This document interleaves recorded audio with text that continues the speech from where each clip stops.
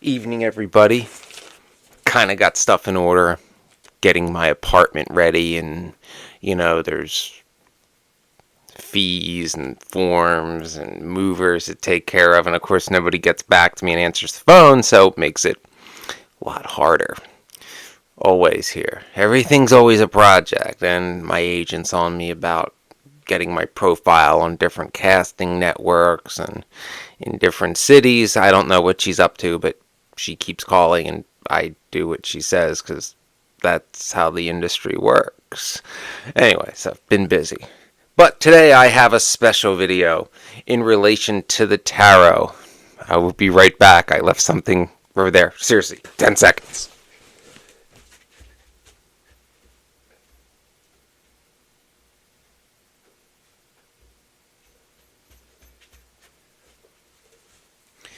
Okay, I returned. As you can tell, it's late at night, but I want to get this video up. So, with the taro, very important divination tool. Unfortunately, a lot of websites, a lot of information about the taro is very new agey, and it's all seen as every card's positive, and that's just not the case. Fortunately, the tarot has been very watered down in recent decades by the New Age pagan movement, which if that's your calling, that's fine. Follow your own path. But tarot's been around for hundreds of years, and not everything has a positive spin on it. So if you're interested in the tarot, I recommend this book by Alfred Douglas. Ooh. It's been around since the 70s. I had an older version of it when I was younger. That copy has long since vanished. This was like back in the early 2000s.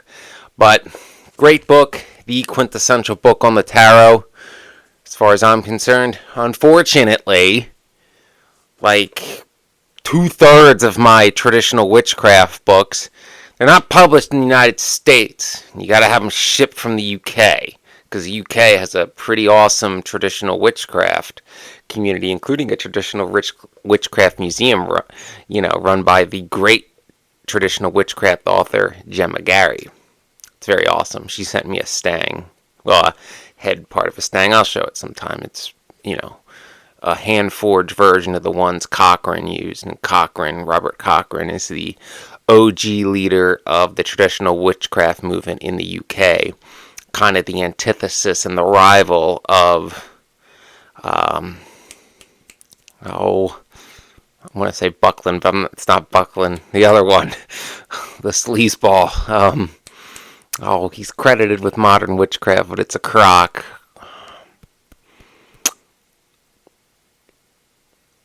Gerald Gardner, yeah. Cochrane and Gardner didn't get along. Read Cochrane's letters. It kind of exposes Gardner for who he is.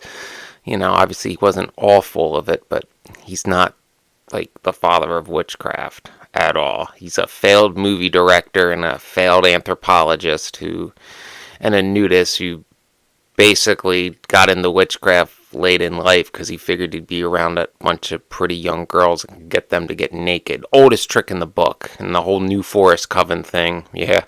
Okay. Why didn't you have the full rights to the material? You were clearly making it up as you went along. Yes, I know Dorothy Clutterbuck was real. We know that.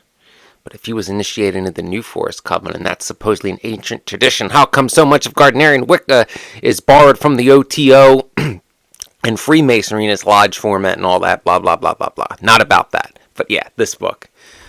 Probably going to have to get it shipped from the UK. They have such a cool trad witchcraft community over there. UK, you need models or firefighters? I'm just saying. But to my point, some cards in the tarot are bad.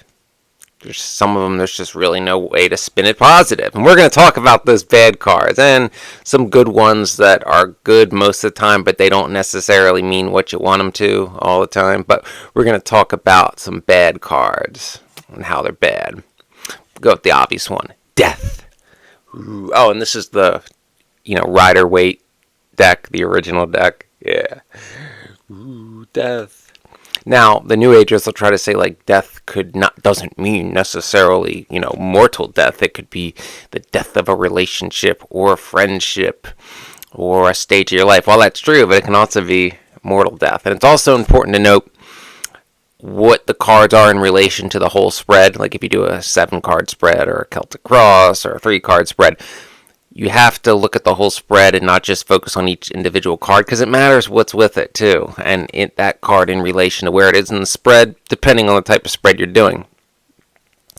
Another one, the Hangman. Ooh, you're just seeing things from a different perspective. Now, the Hangman could very well mean that you are possibly having suicidal thoughts, or somebody very close to you is, particularly if you get the Hanged Man with the Devil. Now, the thing about the Devil, bad. In most cases, there is one good case, and I will talk about it. And I have gotten in a good case, but, I am Lilithan. But the Devil, if you look at it, it's like, it's this evil. The man and the woman are chained to the devil. No, they're not. They're chained to the post. The man and the woman are chained to the post, and the devil's hovering above them. It means the despair and everything that's in their mind, this evil that they can't get rid of, is in their own mind. They're inflicting it upon themselves. There's something in their life, in their head, that they can't get over. In other words, you can't get out of your own way. So that's bad. Now, I did mention it can be good. In the terms of rage, like a rage to do something, a rage for justifiable vengeance, or to expose an abuser, in that kind of case, that you have this rage for this justifiable vengeance exposing a narcissist, then it can be good. But, that's pretty rare. And you get these together, good chance, unfortunately, that you're having some thoughts about ending things. 3 of Cups. See, pretty sad. 3 of his cups are spilled. Oh, some things didn't work out. No. Misery. Absolute misery. In other words, nothing's working out. You're doing what you're supposed to be doing, what you told you need to do, and you're still not getting a fair chance. That's right. I got this card all the time in 2020, along with some of these other ones that I'm going to get into. So, not a good card to get. Again, it does depend on what it's paired with, but usually bad. Oh, and I should mention, we haven't gotten to them yet, but some cards are male and female. It's going to mean different things. The 10 of Swords. It's a male card. Bad card. See, guy's dying. He's got swords in him. Sun's setting in the background. The eternal night. It means his battle's over, and he lost. There's no recovering from this. And this is a man. So if you get this card in your spread as a woman, this isn't you. This is about a man who's lost his battle, and the sun is setting. He cannot win this war. The war is done. All he can do is hope, to move on. It may not signify actual death, but his battle is lost. He's dying. Next card, my least favorite card in the deck. If you recall my videos this time last year when I went through a breakup and that was all messed up, I'm not getting into that, but I called the girl I was seeing this time last year, after the choices she made, the embodiment of this card. And this has been my least favorite card for a very long time, since the 90s. 8 of Swords. Woman. So woman. If you're a guy, this isn't you. This is a woman As you can see, she's in bondage and she's tied up. She's not free. The New Agers say, there's a gap in the sword she can walk through, but she's blindfolded. She doesn't know that's there. This is the card of the woman in an abusive relationship, in a position where she can't say no. She's essentially being treated like property, and she may not even know it. This is also the card of Stockholm Syndrome, So, this is a woman in an abusive situation who's stuck there and is basically being told by the people around her that she has to accept it, or it's not that bad, or maybe, materially things are good and she's told how lucky she is, that kind of thing. The narcissist, the woman with the narcissist, that kind of thing. The woman in the relationship where she's treated like property. Some certain religions do that, and I don't mean just one, but they all stem from the same person. They all don't like my goddess very much. I'm getting with that. Very bad card. If you're a man, this is not you. It's a woman or you could even be the bastard doing it. Bad card. Very bad card. Hate that card. Another woman card. Most of the time. There's exceptions for this one. The Moon. Oh, the Moon. The card of intuition. The dark night of the soul. The dogs are howling at the moon and it's trying to tell you something. And, it's giving you waking dreams. It's good. It's good. It's your intuition. Yeah, waking dreams. Yeah, but they're never good. So, the Moon card, typically a woman, has to do with work. Intuitive men get this too, but it usually has to do with like reproductive cycles. It's usually your intuition trying to tell you that that something doesn't feel quite right, to trust your intuition and wake up, usually telling you you're in a bad situation. For men, this usually means you have woman troubles, but if you are an intuitive man, this one gets a little muddled. If you're an intuitive man and also a witch, it could also be about your intuition, because intuition, woman's intuition, it's as empathy is, it's seen as a feminine trait that some males have, including me. Yes. So, typically not a good card. Depends on what you get it with. I pull a couple good cards. If you get this card, typically with the Ace of Cups. Ace of Cups can be a bad card, can be a good card, depending on what it's paired with. It can mean something like fertility problems. Perhaps you're entering menopause. It can be something like a miscarriage. So, this and this paired together, not good. This usually is telling you ladies to listen to your intuition, that there's something but you're trying to convince yourself you don't know, or you don't want to know, or you're trying to go along with the flow and the groupthink, and it's going to end poorly, so trust your intuition. Na na na. This card came up in a lot of my readings in 2020. It's a male card. The Four of Swords. Ooh, the New Agers. Take a rest and regroup. Things will be okay. You can recover. This is the one I got in terms of readings due to my firefighter career after I went on the news. He's dead. He's in a sarcophagus. He's not resting. He's dead. He's an ex-knight. He's dead. Dead. In other words, it's done and buried. Can't bring it back. You're not injured. You're not resting. It's dead. It's buried. There's no coming back from this. And I know that now in terms of my firefighter career. This is my firefighter career. Firefighters kind of are like the modern knights. I'm talking specifically for me in this case. There's my firefighter career. He's dead. Bad card. Nine of Swords. A lot of sword cards here. Woman again. Oh, things aren't that bad. You're just accepting. It's just a crisis-tunity. No. Absolute misery. Up at night. Again, female card. Up at night, unable to sleep. Things haunting you so bad. And again, if you get this with the Moon card and the Ace of Cups, probably has to do something with fertility issues. But this is like the worst thing imaginable coming true. Like absolute horror and misery, and you just don't want to go on. Bad card.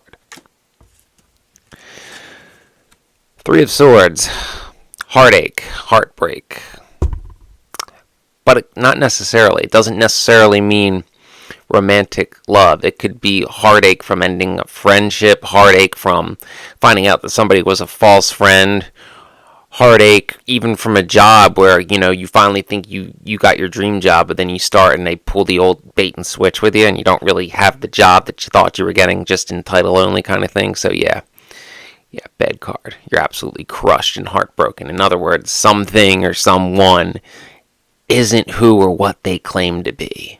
You've been had. Somebody was wearing a mask, or somebody pulled the old bait and switch if you're talking about a job. The Tower. The New Agers will say, starting over, things are looking up. No. They're jumping out of it. It's crumbling to the ground. It's being struck by lightning. You're fucked. It means everything that you built, you built the tower, and now it's coming down fast and hard. You're not rebuilding. It's a catastrophe. This is like the sinking of the Titanic. All right. Queen of Wands. The female psychopath. Could be loving, the New Age, loving mother fertility, possibly, but the Queen of Wands is kind of like She's all loving and caring when you're doing exactly what she wants you to do, but the second you stray from her very narrow path, she'll turn on you. It's the card of the female narcissist, the card of the borderline, the female borderline.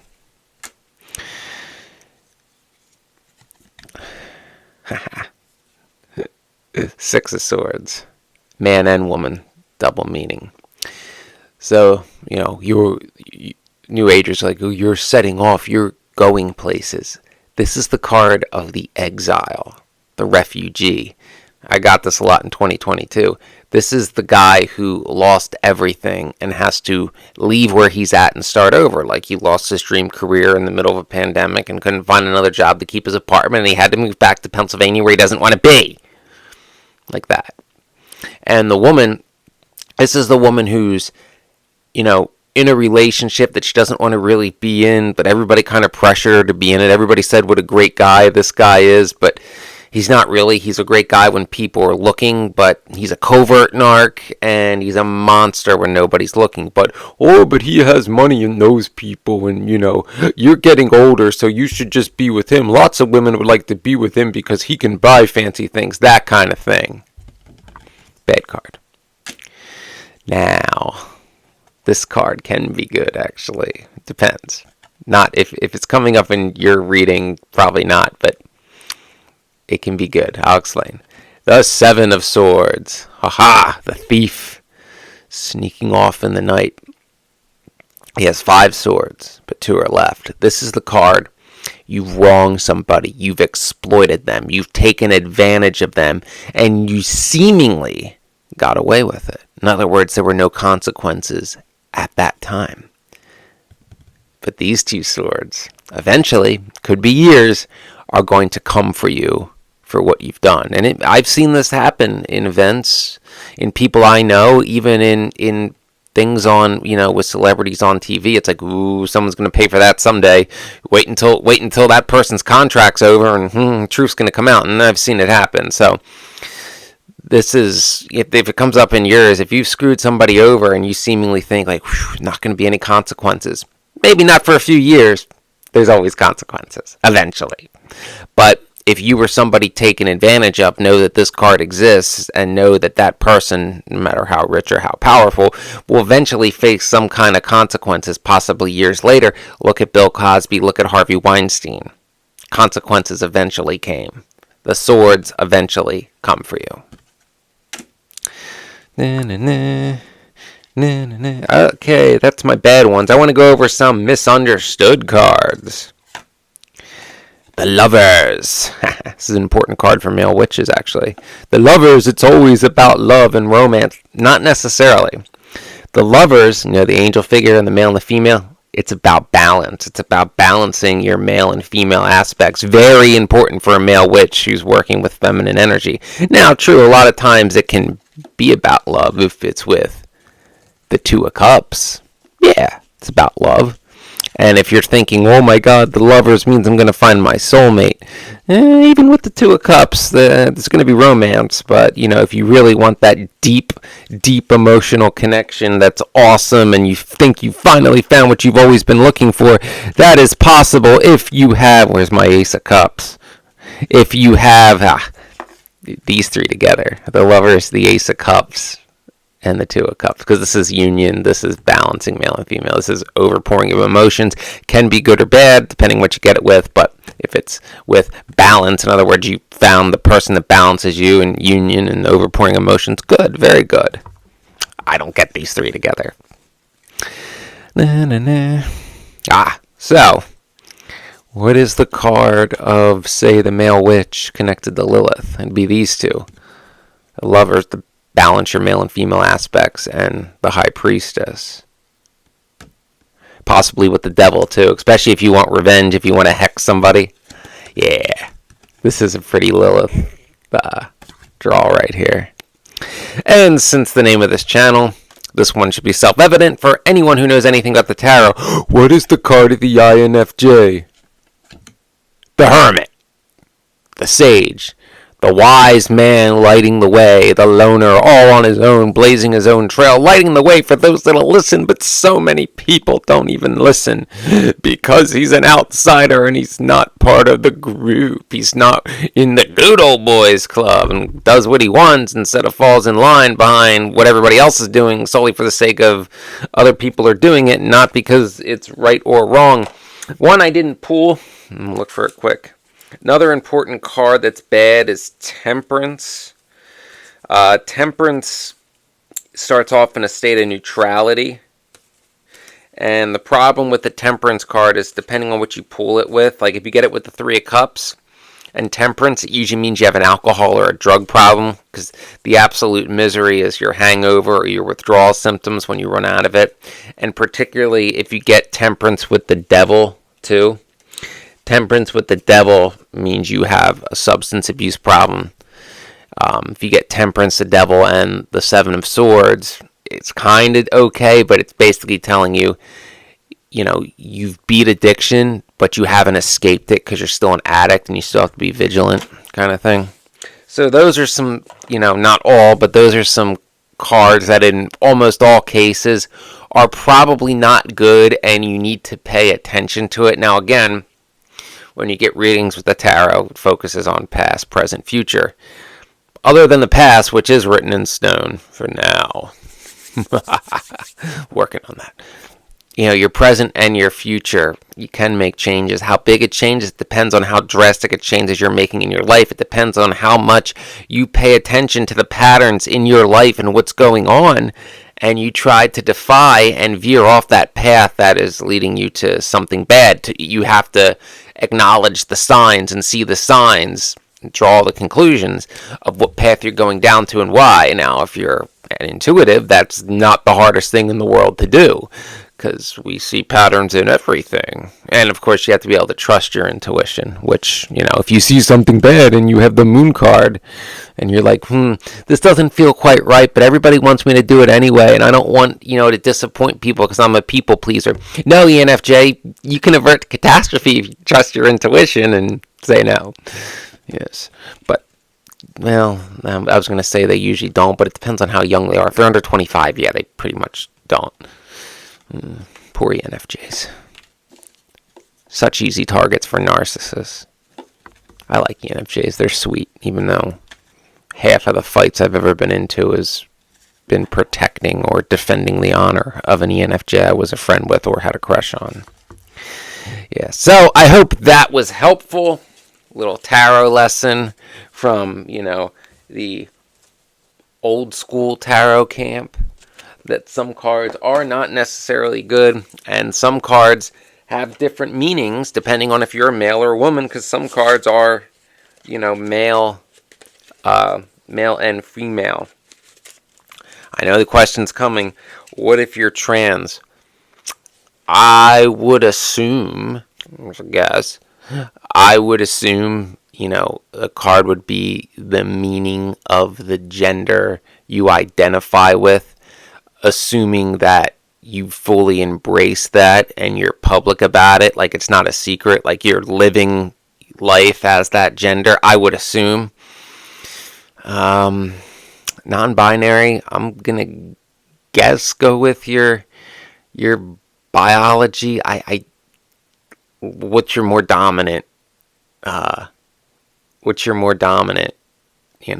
One. I don't really know. Be honest, I don't know anybody non-binary. I don't know that much about it. I know a few trans people, but I don't know anybody non-binary. I really don't. And, I fully embrace my feminine aspects, but at the end of the day, I'm still male. Just a male who's in touch with that X chromosome and knows how to work dark feminine energy. As well as a man, well, not as well as a man can. I'm still learning, but, better than most men can. I think, or so I've been told. So, I hope that was helpful. I will hopefully be back tomorrow. It's going to be chaotic for the next couple weeks because I have a lot to do and a brother who does nothing and things I have to sell and things I have to drive, all while he sits on his ass and plays video games, and most likely going to have the sheriff kick him out because he's living a teenage fantasy and this has to get done. So, hope that was helpful. Remember, some cards are bad, especially the Four of Swords. I hate the Four of Swords. He's dead. Personal one. And if you are a woman and you get the Eight of Swords card, do not ignore that card. That is a very, in my opinion, that is the worst card a woman can draw. Get out of that situation. Seek help wherever you can get it. And guys, if you get the Eight of Swords, and, if you're listening to this, it's very unlikely that you're the person doing it. It's probably somebody you're close to, like a sister or a friend, or, the woman you're in love with who's in a bad relationship. I've been there. You need to confront her. If you're getting that card in relation to her and you truly care about her, you got to confront her about how bad the situation is and take the consequences, because that's really bad. That's really, really bad. So do the right thing. And remember, the tarot is a guide. Nothing's written in stone with the tarot except the past, because the past is the past. It's gone for now. So, hope that was helpful. I'll be back later. Hail Lilith.